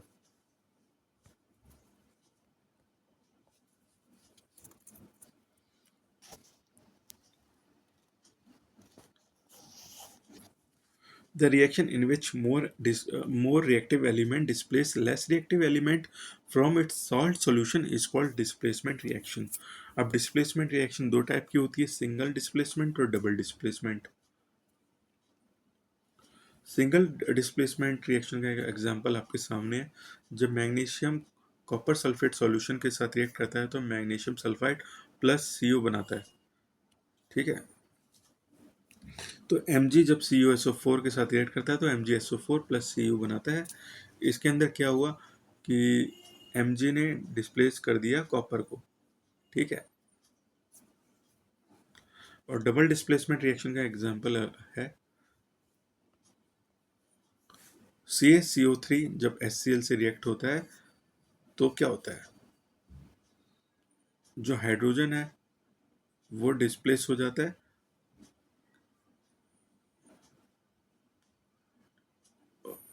इसके अंदर एक साथ दो प्रोडक्ट हमारे डिस्प्लेस होते हैं।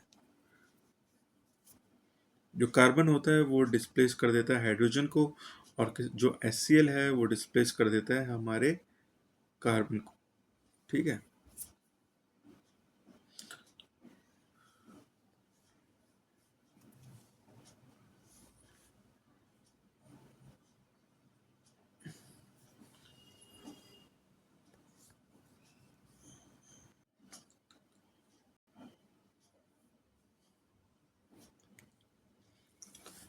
अब इस डबल डिस्प्लेसमेंट रिएक्शन के अंदर जो हमारा जो Ca है इसने डिस्प्लेस कर दिया हाइड्रोजन को, और जो क्लोरीन है इसने डिस्प्लेस कर दिया हमें कैल्शियम को।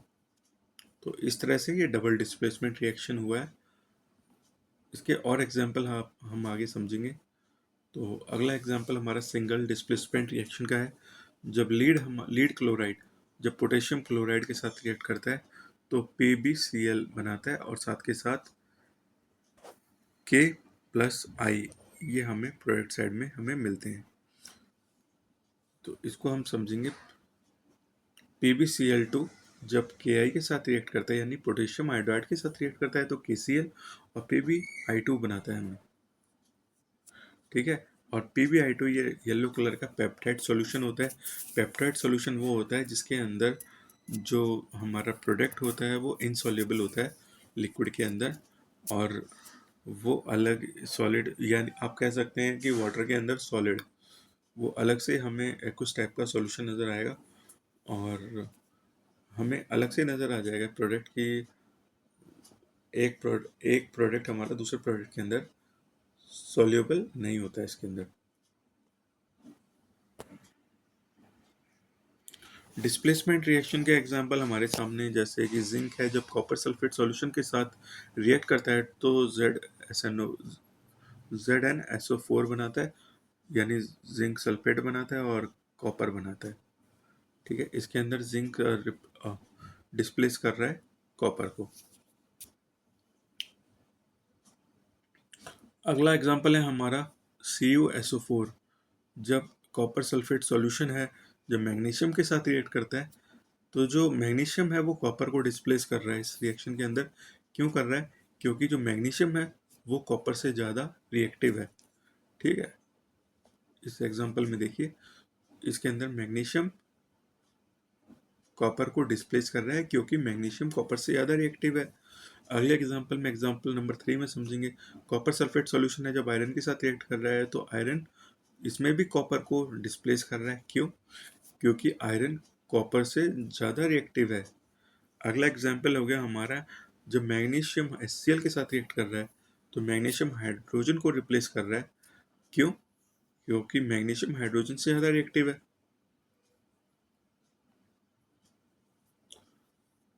अगला एग्जाम्पल है डिस्प्लेसमेंट रिएक्शन का CuCl2। जब CuCl2 यानी कॉपर क्लोराइड सॉल्यूशन जब लीड के साथ रिएक्ट कर रहा है तो क्या बन रहा है हमें? तो PbCl2 हमें मिल रहा है, यानी लीड क्लोराइड मिल रहा है। इसके अंदर कॉपर डिस्प्लेस हुआ है, लीड जो है वो कॉपर को डिस्प्लेस कर रहा है क्योंकि लीड कॉपर से ज़्यादा रिएक्टिव है, ठीक है। एग्जाम्पल नंबर 8 में समझेंगे हम। जब कॉपर को AgNO3 यानी सिल्वर नाइट्रेट सॉल्यूशन के साथ हम रिएक्ट कराएंगे तो CuNO3 ट्वाइस मिल रहा है हमें। क्यों मिल रहा है? क्योंकि जो कॉपर है वो Ag यानी सिल्वर से ज़्यादा रिएक्टिव है, इसी वजह से कॉपर ने सिल्वर को डिस्प्लेस कर दिया। और एग्जांपल नंबर 9 है हमारा, जब HCl से रिएक्ट कर रहा है तो FeCl2 मिल रहा है हमें और H2 मिल रहा है। अब इस रिएक्शन के अंदर जो आयरन है वो काफ़ी ज़्यादा रिएक्टिव है हाइड्रोजन की वजह से, जिसकी वजह से आयरन हाइड्रोजन को डिस्प्लेस कर रहा है। डबल डिस्प्लेसमेंट रिएक्शन के बारे में हम जानेंगे। इसके अंदर एक साथ दो प्रोडक्ट डिस्प्लेस होते हैं, दो एलिमेंट डिस्प्लेस होते हैं। फॉर एग्जाम्पल के तौर पे अगर हम समझें, AgNO3 यानी सिल्वर नाइट्रेट सॉल्यूशन है, जब NaCl के साथ रिएक्ट करता है तो Ag है वो Na को डिस्प्लेस कर रहा है और दूसरी तरफ जो Na यानी सोडियम है वो हमें वो जो सिल्वर सॉरी दोबारा बोलता हूँ, AgNO3 को जब NaCl के साथ रिएक्ट करते हैं तो जो हमारा जो Ag यानी सिल्वर है ये सोडियम को डिस्प्लेस कर रहा है और सोडियम सिल्वर को डिस्प्लेस कर रहा है, दोनों एक दूसरे को डिस्प्लेस कर रहे हैं, जिसकी वजह से AgCl जो पहले NaCl था वो AgCl बन गया और AgNO3 जो था वो NaNO3 बन गया। अगला एग्जांपल है BaCl2 का। जब BaCl2 NaSO4 के साथ रिएक्ट करता है तो BaSO4 बनाता है। BaSO4 प्लस NaCl बनाता है। तो BaSO4 है हमारा बेरियम सल्फेट और NaCl हम जानते हैं यानी नमक। Sodium chloride. अगला एग्जांपल है BaCl2 CuSO4 के साथ जब रिएक्ट करता है तो BaSO4 प्लस CuCl2 बना रहा है। इसके अंदर जो हमारा बेरियम है वो कॉपर को डिस्प्लेस कर रहा है और कॉपर Ba को डिस्प्लेस कर रहा है। नेक्स्ट एग्जांपल है CuSO4 जब H2S के साथ रिएक्ट कर रहा है तो कॉपर है वो H2 को डिस्प्लेस कर रहा है और जो H2 है वो कॉपर को डिस्प्लेस कर रहा है। तो हमें प्रोडक्ट साइड में मिल रहा है CuS प्लस H2SO4। ये रिएक्टिविटी सीरीज है। इसके हिसाब से हमें पता चलता है कि जो हाईएस्ट रिएक्टिव एलिमेंट है वो लेस रिएक्टिव एलिमेंट को डिस्प्लेस करता है। तो रिएक्टिविटी सीरीज आपको अच्छे से याद होनी चाहिए ताकि आपको पता लगे कि कौन सा प्रोडक्ट किसको डिस्प्लेस करेगा। अब ऑक्सीडेशन रिएक्शन के बारे में हम जानते हैं। ऑक्सीडेशन रिएक्शन क्या होती है? ऑक्सीडेशन रिएक्शंस वो रिएक्शंस होती है जिसके अंदर हाइड्रोजन का एडिशन होता है, ऑक्सीजन का एडिशन होता है, हाइड्रोजन का रिमूवल होता है और जिसके अंदर लॉस ऑफ इलेक्ट्रॉन होते हैं। और किसी भी एटम के अंदर, एलिमेंट के अंदर पॉजिटिव चार्ज वो बढ़ जाता है, नेगेटिव चार्ज होते हैं जो एनायंस होते हैं, कैटायंस होते हैं, तो उसके अंदर नेगेटिव चार्ज होता है वो डिक्रीज हो जाता है, पॉजिटिव चार्ज इंक्रीज हो जाता है। क्यों? क्योंकि ऑक्सीडेशन रिएक्शन में लॉस ऑफ इलेक्ट्रॉन्स होते हैं। लॉस ऑफ इलेक्ट्रॉन्स होने की वजह से जो ओवरऑल एटम का चार्ज होता है, नेगेटिव चार्ज होता है, वो कम हो जाता है, पॉजिटिव चार्ज बढ़ जाता है।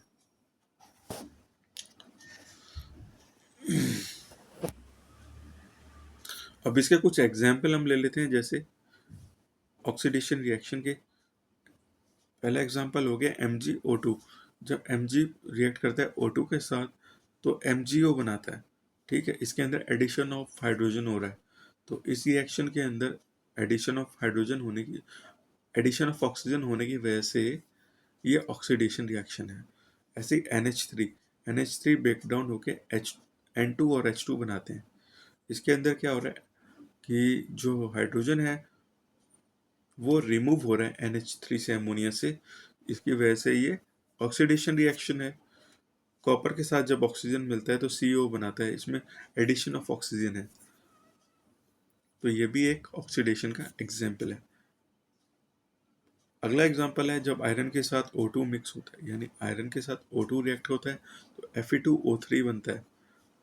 इसके अंदर क्योंकि हाइड्रोजन सॉरी ऑक्सीजन मिक्स हो रहा है तो ये ऑक्सीडेशन है। अगला एग्जाम्पल है Na के अंदर जब Na के अंदर से जब एक इलेक्ट्रॉन का लॉस होता है तो Na प्लस बनाता है। ठीक है, इसके अंदर लॉस ऑफ इलेक्ट्रॉन है, यानी कि नेगेटिव जो चार्ज है इसका लॉस है। तो ये ऑक्सीडेशन रिएक्शन है। कार्बन के साथ जब ऑक्सीजन मिलता है तो CO2 बनाता है, पर इसमें एडिशन ऑफ ऑक्सीजन है तो ये एक ऑक्सीडेशन रिएक्शन है। जितना भी खाने का सड़ना होता है या फिर रस्टिंग होती है, स्पॉइलिंग होती है, अनप्लीजेंट स्मेल आना खाने की चीज़ों के अंदर से, ये ऑक्सीडेशन ही होता है। ऑक्सीडेशन का बस एक फ़ायदा होता है कि हम सांस ले पाते हैं और हमें एनर्जी मिलती है। बाकी हर जगह ऑक्सीडेशन रिएक्शन होती है वो रस्टिंग, क्रोजन करने या फिर नुकसान करने के ही काम आती है। यानी चीज़ों का सड़ना, खराब होना, ये सब ऑक्सीडेशन की वजह से ही होता है। अब बात करते हैं रिडक्शन रिएक्शन के बारे में। रिडक्शन रिएक्शन जस्ट अपोजिट होता है ऑक्सीडेशन का। जहाँ पिछले ऑक्सीडेशन रिएक्शन के अंदर ऑक्सीजन ऐड हो रही थी, रिडक्शन रिएक्शन के अंदर ऑक्सीजन रिमूव हो रही है, हाइड्रोजन ऐड हो रहा है। इसके अंदर क्या था कि क्योंकि इसमें ऑक्सीजन का इलेक्ट्रॉन्स का गेन हो रहा है तो नेगेटिव चार्ज होता है वो एलिमेंट के ऊपर बढ़ जाता है, पॉजिटिव चार्ज होता है वो कम हो जाता है।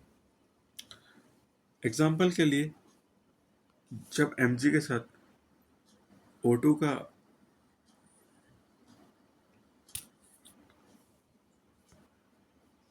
एक मिनट सॉरी सेट कर लेते हैं। हाँ, CuO के साथ जब हाइड्रोजन मिलता है तो Cu प्लस H2O बनता है। इसके अंदर क्या हो रहा है कि हाइड्रोजन रिमूव हो रहा है और ऑक्सीजन रिमूव हो रहा है, हाइड्रोजन ऐड हो रहा है। तो एडिशन ऑफ हाइड्रोजन क्या हुआ, हमारा रिडक्शन हो गया। N2 के साथ जब H2 मिलता है तो NH3 बनता है। इसके अंदर भी एडिशन ऑफ हाइड्रोजन है। ZnO, जिंक ऑक्साइड के साथ जब कार्बन मिला तो Zn प्लस CO मिला। ठीक है, इसके अंदर ऑक्सीजन रिमूव हो गया। ऑक्सीजन रिमूव हुआ तो क्या बना, रिडक्शन रिएक्शन। FeCl3 जब हाइड्रोजन के साथ मिला तो क्या बना, FeCl2 प्लस HCl। अब इसके अंदर क्या हुआ, हाइड्रोजन रिमूव हुआ। हाइड्रोजन रिमूव हुआ तो ये रिडक्शन रिएक्शन बन गया। अगला एग्जांपल हमारा Al प्लस O2। ठीक है, एल्युमिनियम के साथ जब ऑक्सीजन मिला तो क्या हुआ,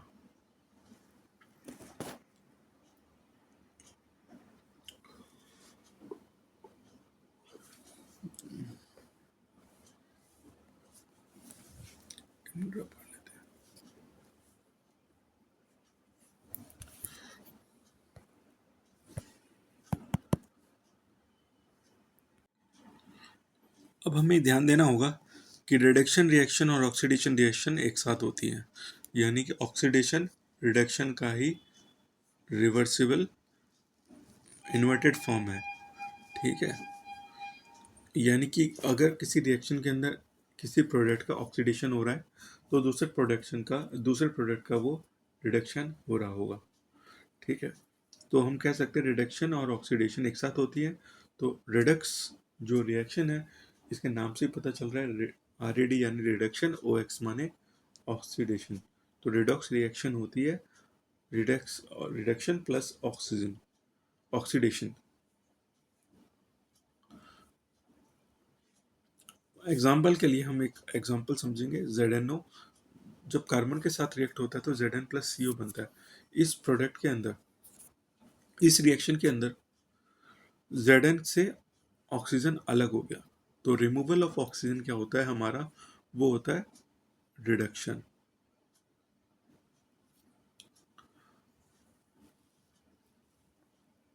और दूसरी तरफ से कार्बन के साथ ऑक्सीजन ऐड हो गया तो कार्बन के साथ जब ऑक्सीजन ऐड हुआ है तो ऑक्सीजन जब ऐड हुआ तो क्या मिला, ऑक्सीडेशन रिएक्शन। तो अगर हम इस रिएक्शन को अगर हम समझेंगे तो सब्सटेंस जो ऑक्सीडाइज हुआ जिसके साथ ऑक्सीजन मिला हुआ है कार्बन, तो CO हमारा क्या हो गया, ऑक्सीडाइज्ड हुआ। और CO ऑक्सीडाइज किसकी वजह से हुआ है, क्योंकि किसकी वजह से कार्बन के साथ ऑक्सीजन मिला है, ZnO की वजह से। तो substance responsible for removal of oxygen, it is ZnO। ठीक है, तो ऑक्सीडाइजिंग एजेंट कौन सा हुआ हमारा, ZnO, जिसकी वजह से ऑक्सीजन टूटा और कार्बन में मिला। ठीक है, और सब्सटेंस जो रिड्यूस्ड हुआ, ठीक है, जिसमें से ऑक्सीजन बाहर हो गया, जिससे रिमूव हुआ, वो है ZnO। और सब्सटेंस किसकी वजह से, रिडक्शन किसकी वजह से हुआ है, किसकी वजह से ऑक्सीजन टूटा है, वो टूटा है कार्बन की वजह से। तो हमारा जो रिड्यूसिंग एजेंट है वो है हमारा कार्बन। अगला एग्जांपल समझे हम। जब H2S क्लोरीन के साथ रिएक्ट करता है तो S यानी सल्फर बनाता है प्लस HCl बनाता है। ठीक है, अब H2S से हाइड्रोजन रिमूव हो गया तो रिमूवल ऑफ हाइड्रोजन क्या होता है हमारा, ऑक्सीडेशन। अब क्लोरीन के साथ हाइड्रोजन ऐड हो गया, एडिशन ऑफ हाइड्रोजन हमारा हो गया रिडक्शन। तो सब्सटेंस जो ऑक्सीडाइज हुआ है वो क्या हुआ, H2S। और सब्सटेंस जो रिड्यूस हुआ है वो क्या हुआ, जिसके साथ हाइड्रोजन मिला है, वो हुआ HCl क्लोरीन। ठीक है, क्लोरीन हमारा रिड्यूस्ड हो गया क्योंकि इसमें हाइड्रोजन ऐड हो गया। अब अब हम रिड्यूसिंग एजेंट और ऑक्सीडाइजिंग एजेंट को समझते हैं। तो ऑक्सीडाइजिंग एजेंट, अब ये बताओ कि H2S के अंदर हाइड्रोजन किसकी वजह से रिमूव हुआ है। अगर क्लोरीन नहीं होता तो हाइड्रोजन क्लोरीन की तरफ भागता ही नहीं। तो हमारा रिड्यूसिंग एजेंट जो हुआ है, सॉरी ऑक्सीडाइजिंग एजेंट हुआ है, वो हो गया क्लोरीन। क्योंकि क्लोरीन की वजह से ही, अगर क्लोरीन इस रिएक्शन में है तभी हाइड्रोजन भाग के क्लोरीन के पास है। तो ऑक्सीडाइजिंग एजेंट हमारा हो गया क्लोरीन। अब रिड्यूस्ड क्या हुआ है, Cl2। Cl2 के अंदर जाके हाइड्रोजन मिल गया है। तो हाइड्रोजन किसकी वजह से मिला है। अगर H2S होता ही नहीं तो हाइड्रोजन कहीं होता ही नहीं। हाइड्रोजन नहीं होता तो HCl नहीं बनता। तो हमारा जो रिडक्शन एजेंट है वो है H2S। अगर H2S नहीं होता तो ना तो हाइड्रोजन क्लोरीन की तरफ भागता और ना ही HCl बनता। तो हमारा जो रिड्यूसिंग एजेंट है वो हो गया क्लोरीन, सॉरी रिड्यूसिंग एजेंट हो गया हमारा H2S। तो जो H2S है वही रिस्पॉन्सिबल है क्लोरीन के ब्रेकडाउन होने में। ठीक है, इसको हम अगले एग्जांपल से और अच्छे बेहतर तरीके से समझते हैं। अगला एग्जांपल हमारा Cu जब H2O के साथ रिएक्ट करता है तो Cu प्लस H2O बनता है। इसके अंदर क्या हुआ, Cu के अंदर से ऑक्सीजन, Cuo के अंदर से ऑक्सीजन हट गया तो Cu बना। तो ये ऑक्सीडेशन रिएक्शन होगी।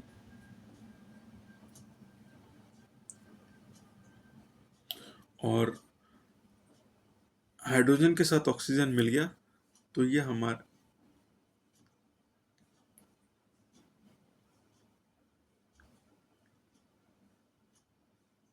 तो ये हमारी रिडक्शन रिएक्शन हो गई है। ठीक है, सब्सटेंस जो ऑक्सीडाइज हुआ वो क्या हुआ, जिसके साथ ऑक्सीजन मिली वो है हाइड्रोजन। ठीक है, तो हाइड्रोजन हमारा ऑक्सीडाइज्ड हुआ। और जो सब्सटेंस रिड्यूस हुआ जिसके अंदर से ऑक्सीजन गई, बाहर निकल गई, वो क्या हुआ, CO। इसके अंदर से ऑक्सीजन बाहर हो गई। अब इसके अंदर ऑक्सीडाइजिंग एजेंट क्या हुआ,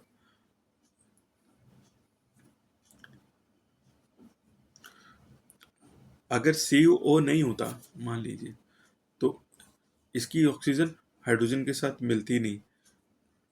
ठीक है, तो हमारा जो रिड्यूसिंग एजेंट है, सॉरी ऑक्सीडाइजिंग एजेंट है, वो CO है, CuO है।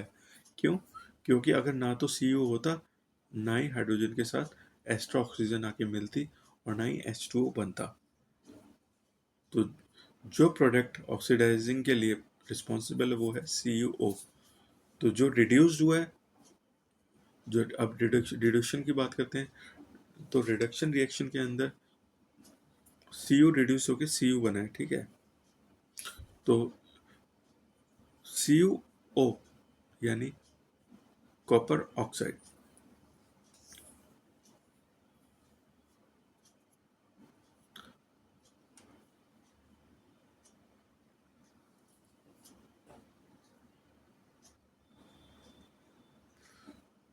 तो Cu रिड्यूस्ड होके क्या बना है, हमें CuO बना है। CuO रिड्यूस्ड होके कॉपर बना है, सिंपल। ठीक है, तो अगर जब हाइड्रोजन होता ही नहीं तो नया CuO का ऑक्सीजन हाइड्रोजन के साथ जाके मिलता। ठीक है, तो रिड्यूसिंग एजेंट हमारा कौन सा है, H2। H2 की वजह से ही H2O बना है। अगर H2 होता ही नहीं तो H2O बनता ही नहीं और ना ही CuO का ब्रेकडाउन होता।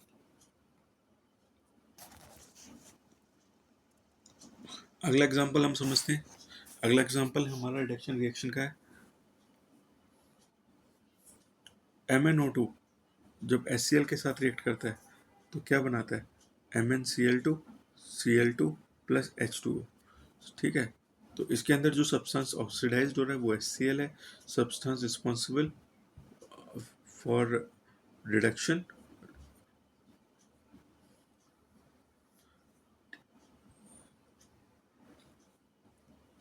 ठीक है, तो MnO2, जब MnO2 होता ही नहीं तो HCl बनता नहीं। ठीक है, सब्सटेंस रिड्यूस, जो सब्सटेंस रिड्यूस हुआ है जिसके अंदर से ऑक्सीजन बाहर गई है, वो है MnO2। MnO2 ब्रेक डाउन होकर MnCl2 बना है। और MnCl2 नहीं बनता अगर HCl नहीं होता। तो HCl हमारा क्या हो गया, ये रिड्यूसिंग एजेंट हो गया। तो रिडक्शन रिएक्शन के बारे में हम शॉर्ट में जानते हैं। रिडॉक्स रिएक्शन होती हैं, वो होती हैं जिसमें ऑक्सीडेशन और रिडक्शन एक साथ प्लेस होता है। If a substance gain oxygen during the reaction, it's said to be oxidized. कोई भी सब्सटेंस जब ऑक्सीजन गेन करती है तो वो ऑक्सीडाइज्ड हो जाती है। If a substance loses oxygen during the reaction, so it will be said to be reduced. कोई भी सब्सटेंस जिसमें से ऑक्सीजन का लॉस होता है तो वो रिडक्शन रिएक्शन कहलाती है।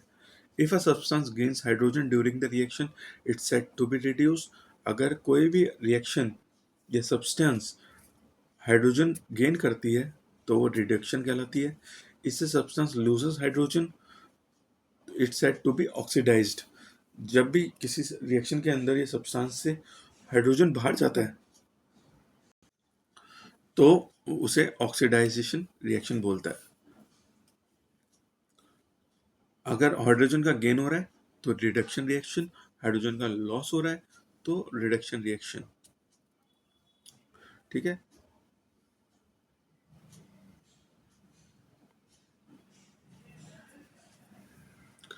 तो इसको शॉर्ट फॉर्म में हमने समझा रखा है। रिडक्शन रिएक्शन क्या होता है, गेन ऑफ इलेक्ट्रॉन्स और decrease in the oxidation number. Oxidation number जब रिडक्शन डिक्रीज हो जाते हैं यानी कि पॉजिटिव चार्ज बढ़ जाता है, सॉरी जब नेगेटिव चार्ज बढ़ जाता है तो रिडक्शन होता है, जब लॉस ऑफ इलेक्ट्रॉन होता है तो ऑक्सीडेशन होता है। साथ ही साथ हमारे जो पॉजिटिव चार्ज होते हैं वो बढ़ जाते हैं।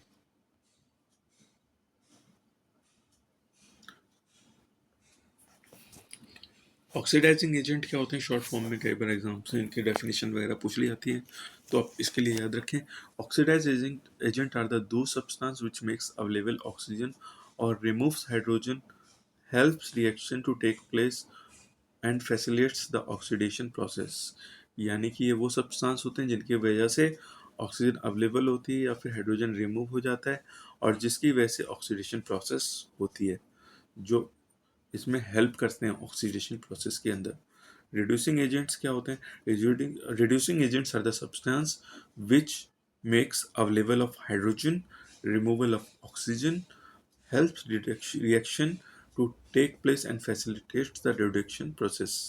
यानी कि रिड्यूसिंग एजेंट वो एजेंट होते हैं जिनकी वजह से हाइड्रोजन रिएक्शन में शामिल होती है, ऑक्सीजन रिमूव होता है और जो रिडक्शन प्रोसेस में हेल्प करते हैं। और both oxidizing agent and reducing agents redox reaction, दोनों के दोनों ऑक्सीडाइजिंग एजेंट और reduction agent redox reaction create कराने में हेल्प करते हैं। ये दोनों के बीच में डिफ्रेंशिएशन है। रिडक्शन और ऑक्सीडेशन रिएक्शन के अंदर डिफ्रेंशिएशन कई बार एग्जाम्स में अंदर आ जाते हैं, तो आप इस तरह से रिप्रेजेंट करेंगे। डिफ्रेंशिएशन आता है तो ऑक्सीडेशन में क्या होता है, गेन ऑफ ऑक्सीजन होता है, रिडक्शन में लॉस ऑफ ऑक्सीजन होता है।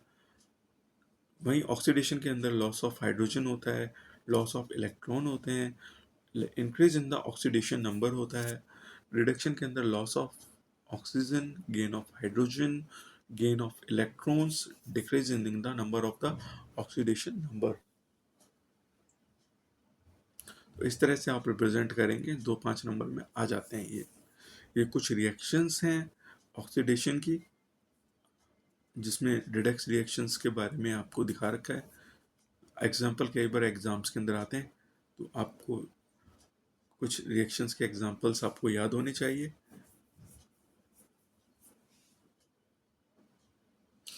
कई बार रिएक्शंस दी जाती हैं, उसके अंदर आपसे पूछा जाता है कि रिड्यूसिंग एजेंट और ऑक्सीडाइजिंग एजेंट बताइए कौन कौन से। तो आपको अच्छी तरह से समझ में आना चाहिए कि ऑक्सीडाइजेशन रिडक्शन रिएक्शंस को कैसे आइडेंटिफाई करें। साथ में हमें पता होना चाहिए कि कौन से प्रोडक्ट ऑक्सीडाइज्ड हो रहे हैं, कौन से प्रोडक्ट रिड्यूस्ड हो रहे हैं। तो इनका हमारे डेली लाइफ का यूज़ क्या है। तो रिडॉक्स रिएक्शन होते हैं इनके हमारे डेली लाइफ में यूज होते हैं। करोजन, रेंडिसिटी। Corrosion क्या होता है? Corrosion is the slow process of the self-oxidization in which metal undergoes layer by layer destruction after reaction with the atmospheric oxygen and moisture. तो corrosion में क्या होता है? ये स्लो प्रोसेस होती है सेल्फ ऑक्सीडेशन की। इसके अंदर क्या होता है, जो मेटल होता है वो लेयर बाय लेयर अपने आप डिस्ट्रक्ट हो जाता है। इसके अंदर कंडीशंस होती है, उसे इन्वायरमेंट से ऑक्सीजन मिलता है और मॉइस्चर मिलता है। जब तक उसे इन्वायरमेंट से ऑक्सीजन और मॉइस्चर मिलेगा तब तक वो layer by layer self destruction या सेल्फ ऑक्सीडेशन की तरफ बढ़ता रहेगा। और एक टाइम ऐसा आएगा जो मेटल पूरी तरह से ऑक्सीडाइज हो जाएगा और रस्ट में कन्वर्ट हो जाएगा, यानी rusting of iron, tarnishing of silver, copper turns green. ये कब होता है? जब भी उसे हवा के फॉर्म, खुले एक्सपोजर में हम रख देते हैं, यानी कि जब उसे कंडीशन मीट होती है मॉइस्चर की और एनवायरमेंटल ऑक्सीजन की, तब करोजन प्रोसेस होती है।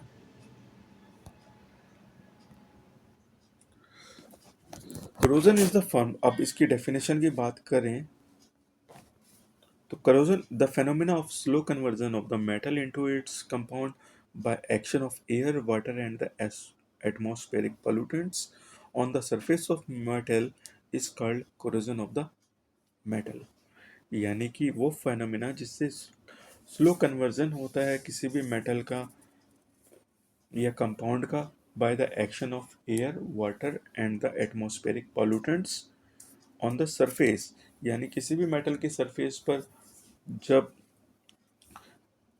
हवा, पानी या फिर एटमॉस्फेरिक पोल्यूटेंट्स का असर होता है, इसकी वजह से क्या होता है, स्लो कन्वर्जन होता है मेटल का इसके कंपाउंड्स के अंदर। इसी को ही हम करोजन बोलते हैं।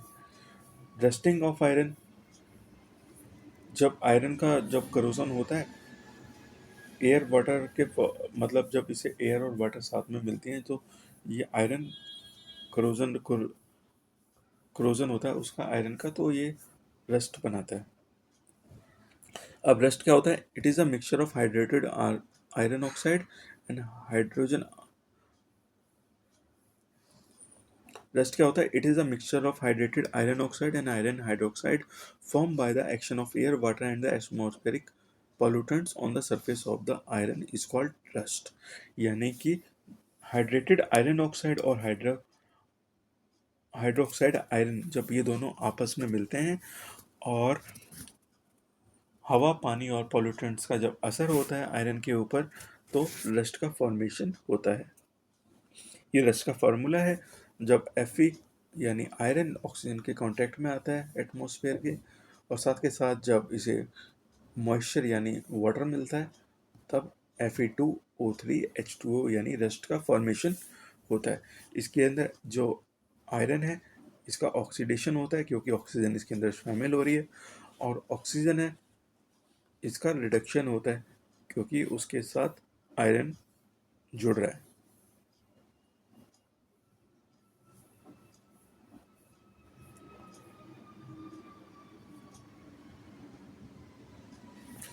अब रेंडिसिटी क्या होती है? रेंडिसिटी क्या होती है? जब भी हम चिप्स या कुरकुरे हम खाते हैं तो क्या होता है, उसके अंदर गैसेस होती हैं। वो किस वजह से होती हैं? क्यों खाने की चीज़ें मतलब ऐसे पैक की जाती हैं जिसमें उसके अंदर लाइट ना जाए? क्यों अंदर से वो सिल्वर होती हैं? जैसे चिप्स होते हैं, आपने देखे होंगे मोस्टली पैकेट्स होते हैं वो अंदर से सिल्वरी कलर के होते हैं, ठीक है, अच्छी कंपनी के, लोकल की बात नहीं कर रहा हूँ मैं। जो अच्छी कंपनी के लेस या एंकल चिप्स टाइप की होती हैं, या फिर नमकीन की बात करें हल्दीराम की या फिर कोई भी ब्रांडेड नमकीन्स होती हैं, स्नैक्स होते हैं, वो अंदर से क्या होते हैं, जनरली क्या होते हैं, शाइनिंग कलर के होते हैं उनके रैपर्स, और उनके अंदर गैसेस भरी होती हैं। तो रेंडिसिटी क्या होती है? It is the condition in which the aerial oxidation of the unsaturated fat. जो भी अनसेचुरेटेड फैट्स होते हैं जिनके अंदर तेल होता है, जिसमें फैट्स यूज़ किए जाते हैं बनाने के लिए, तो कुछ टाइम बाद क्या होता है कि उनके ऊपरी लेयर पर क्या होता है कि सड़न होनी शुरू हो जाती है, ऑक्सीडेशन शुरू हो जाता है। तो और इसी एरियल ऑक्सीडेशन की वजह से क्या होता है, हमारे जो खाने पीने की चीज़ें होती हैं इसके अंदर अनप्लीजेंट स्मेल, अनप्लीजेंट फ्लेवर और बदबू आने लग जाती है। इसी चीज़ को हम रेंडिसिटी बोलते हैं। जैसे आप ब्रेड के ऊपर देखेंगे, थोड़े टाइम बाद अगर हम खुले में रखेंगे तो उसके ऊपर फंगस और उसके ऊपर बदबू आनी शुरू हो जाएगी। चिप्स आप खुले में रखेंगे, कुछ टाइम बाद उसका टेस्ट चेंज हो जाएगा और उसके अंदर से हो सकता है बदबू भी आने लग जाए। खाने पीने की चाहे पनीर होगा, पनीर आप खुले में रख दीजिए, कुछ टाइम बाद उसमें से बदबू आनी शुरू हो जाएगी। तो ये सब क्यों हो रहा है? क्योंकि उसका एरियल ऑक्सीडेशन हो रहा है, जिसकी वजह से क्या होता है, उसके अंदर जो फैट्स हैं वो ब्रेक डाउन होने शुरू हो जाते हैं और उनका ऑक्सीडेशन होना शुरू हो जाता है, जो अनप्लीजेंट स्मेल, फ्लेवर और ऑर्डर यानी बदबू उसमें जनरेट कर देता है। Rendicity is the slow process of self-atmospheric oxidation of the food containing fats, oils, marked with the unpleasant smell and taste. जैसे बटर होता है वो रेंसिड हो जाता है, सड़ जाता है। अब रेंडिसिटी को रिड्यूस कैसे कर सकते हैं? रेंडिसिटी रिड्यूस करने के बहुत सारे मेथड्स हैं। आपके हिसाब से क्या होने चाहिए, आप कमेंट में ज़रूर बताएं।